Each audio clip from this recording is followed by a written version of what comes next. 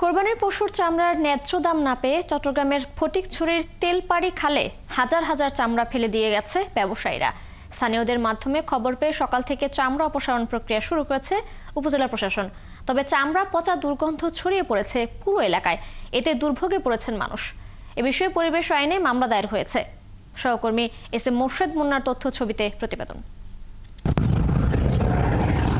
ফটিকছড়ির রোসাঙ্গেরি ইউনিয়নের তেলপাড়ই খালে ভাসছে হাজার হাজার গরুর চামড়া। পচে যাওয়া এসব চামড়ার দুর্গন্ধে দুর্ভোগে এলাকার মানুষ। বাসিন্দারা জানান, পচা দুর্গন্ধের বিষয়টি উপজেলা নির্বাহী কর্মকর্তাকে জানানো হলে তিনি এগুলো অপসারণের ব্যবস্থা করেন। আর মঙ্গলবার সকাল থেকে এসব চামড়া সংগ্রহ করে মাটিতে পুঁতে ফেলছেন শ্রমিকরা। এলাকাবাসী বলছেন, ব্যবসায়ীরা চামড়ার উপযুক্ত দাম না পাওয়ায় খালে ছুঁড়ে ফেলে দিয়েছেন।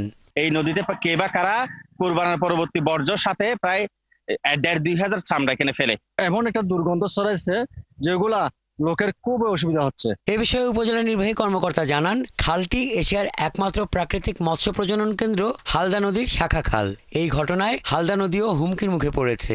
ইতিমধ্যে পরিবেশ অধিদপ্তর একটা মামলা করেছে, অজ্ঞাতনামা কয়েকজন আসামিকে ধরে মামলা দেওয়া হয়েছে। আমরা চেষ্টা করব যত দ্রুত সম্ভব যারা এই পরিবেশ দূষণের সাথে সরাসরি জড়িত তাদের বিরুদ্ধে আইনগত ব্যবস্থা নেওয়ার জন্য। ঘটনার পর পরিবেশ ও মৎস্য অধিদপ্তরের কর্মকর্তারা খাল পরিদর্শন করেছেন। খাল থেকে যতগুলো সম্ভব পচা চামড়া এগুলো উদ্ধার করেছেন এবং এগুলা মাটি চাপা দিয়েছেন। আমরা এখন এই মুহূর্তে মাটি চাপার জায়গাটাতেই আছি। পরিবেশ আইন অনুযায়ী যে সমস্ত ব্যবস্থা নেওয়া যায়, যারা এই ধরনের কাজ করেছে তাদের বিরুদ্ধে আমরা ব্যবস্থা নেওয়ার জন্য সরেজমিন পরিদর্শন করতে এসেছি। এই ঘটনায় ফটিকছড়ি থানায় পরিবেশ আইনে একটি মামলা হয়েছে।